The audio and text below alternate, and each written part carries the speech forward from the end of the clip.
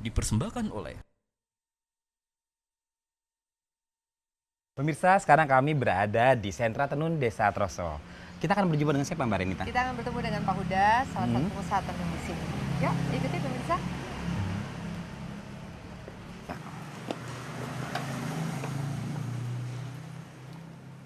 Selamat siang. Pak Huda. Apa kabar, Pak? Selamat datang, Mas. Lagi apa nih? Lagi gambar, Mbak. Bikin desain motif. ya, gambar. Desain. Wow. Desain motif, Mbak. Ya. Kita mau ngobrol-ngobrol juga ya Pak Huda ya? Silakan. Motif apa itu Pak? Motif asal-asalan. Asal-asalan.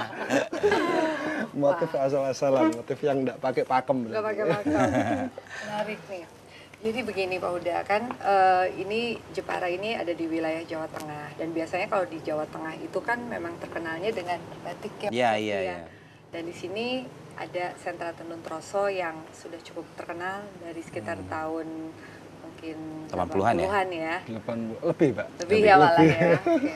Nah kita mau tahu nih ceritanya tentang Desa Troso ini, terutama tentang sejak awalnya Pak Huda terjun di usaha tenun ini. Iya, jadi tenun Troso sebenarnya sudah lama, Mbak. Jadi waktu saya kecil, bapak saya sudah cerita kalau bapak itu sudah ada tenun. Sudah menenun dan kakek saya juga sudah menenun sebetulnya. Oh, Jadi udah dia lama banget meneruskan ya. usaha Ya, orang tua ya. Jadi sebetulnya di sini tenun Troso itu sudah lama. Nah lalu mengenai masalah motifnya nih, jadi kan seringkali katanya Jepara ini nggak punya motif yang khas dan memang Jepara ini menerima orderan dari daerah-daerah lain. Betul. Itu betul seperti itu Betul ya Pak banget. ya. Jadi memang kalau tadi kan kita lihat secara sekilas aja di sini sekilas kita melihat ada tenun Bali, lalu ada juga seperti Sumba, Sumba, gitu Flores, kan, Flores. gitu. Gitu. Seakan-akan Flores. Nah Iya, itu gimana iya, Pak iya, bisa iya. diceritakan? Jadi tenun Troso sendiri pada mulanya itu polos, Mas. Cuman polos, tidak bermotif. Tapi setelah paman saya itu magang ke Bali, pulang dari Bali, dia sudah tahu, oh ternyata tenun Troso itu bisa dibikin motif. Tenun ini ternyata Inspirasi. bisa dibikin bermotif, gitu. Tidak hanya polos. Iya, iya, iya. Akhirnya tenun dibikin garis-garis. Nah, lalu sejak itu jadinya memang motifnya ini jadi bisa dikatakan tadi itu ya, campur-campur itu ya. Campur-campur. Mungkin ada contohnya. Pak Ada Huda, campur-campur. bisa Jadi setelah lama tenun ini yang dulunya kasar, untuk kedepannya saya ingin menjadi tenun ini mengarah ke fashion. Sehingga tenun saya kombinasikan dengan batik. Oh, Ya, iya, tenun iya. untuk kombinasi dengan batik. Ada juga yang saya kombinasi dengan bordir. Tuh, ini kan Ya, kalau ya. di sini Iya. lihat ininya kan agak terinspirasi Flores. Betul, nih, Mas. Flores. Nah, ininya batik. Dan ini Batik. di canting juga. Cantik, proses canting juga. Jadi kerjanya double nih. Ya, tenunnya tetap. Tenunnya tetap kanan kiri, terus tengahnya Di dibordir, Dibordir. apa di Canting ya, batik. digambar di Nah, batik. kalau ini dibordir. Ini bagus nih. Ini dibordir gitu. Nah, ini sebenarnya bisa dijadikan khas Jepara loh. Ini saya baru lihat nih ada tenun terus tengahnya bordir. Betul. Kayak gini.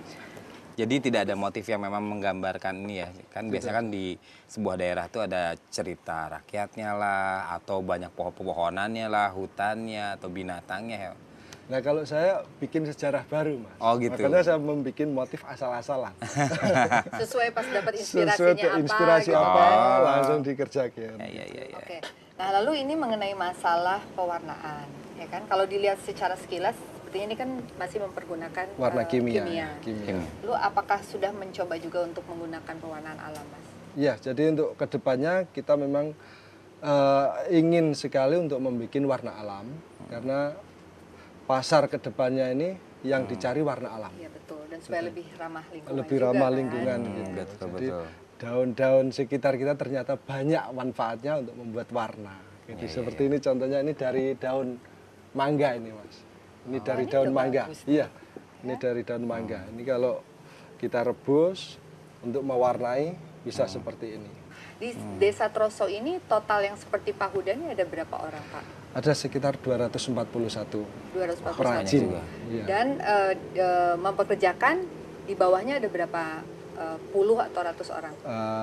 Rata-rata sih ada 50, ada 30. Oh, banyak Yang besar ya. ada yang Iya, 100 iya. orang gitu. Jadi sebetulnya daripada apa namanya malah masuk dari seperti sekarang ini kan batik di Indonesia nih banyak sekali batik printing yang masuk Iya, dari iya. Cina. Cina, betul. Nah, kalau ini kan jadi bagus silang Bagus, dari bagus. daerah di Indonesia juga Dan pekerjaan. paling tidak banyak tenaga kerja yang terserap ya. Iya, pemberdayaan. Jadi orang sini tidak jauh-jauh mencari kerjaan ke luar negeri atau ke desa lain. Karena di sini sudah tersedia. Pemberdayaan Pemberdayaan sudah sudah luar biasa. lumayan besar. Pak, supaya lebih lengkap lagi nih, kita mau lihat ke workshopnya ya. Kita Boleh- lanjutkan boleh, ngobrol di Mbak? sana, boleh Ayo, ya? boleh, Mbak, Iya. silakan. Nah ini Mbak, ini tempat kerja saya, ini workshop saya ini. Oke, ini masih Tenun lusi. sangat tradisional sekali Iya, iya, ya, iya. di situ ya. Masih tradisional Mbak. Lalu untuk pekerjaannya sendiri ini apakah laki-laki saja atau campur juga? Kita campur Mbak. Campur ya, Tapi paling banyak sih memang laki-laki, tapi perempuan juga banyak, sangat membantu. Mungkin kalau perempuan banyak yang dibawa pulang ke Dibawa rumah pulang ya ke rumah, pengerjaannya. jadi mereka membawa satu alat tenun untuk dikerjakan di rumah, gitu. Dan kalau mengenai pendapatan yang mereka bisa hasilkan kira-kira berapa ya? Misalnya apa waktu kerjanya dari jam 9 sampai jam 5 sore atau ada Ya, shift-shiftnya? jadi rutin kita masuk jam 7, 7 pagi. jam 7 pagi, jam 12 istirahat, jam 1 masuk, jam 4 istirahat.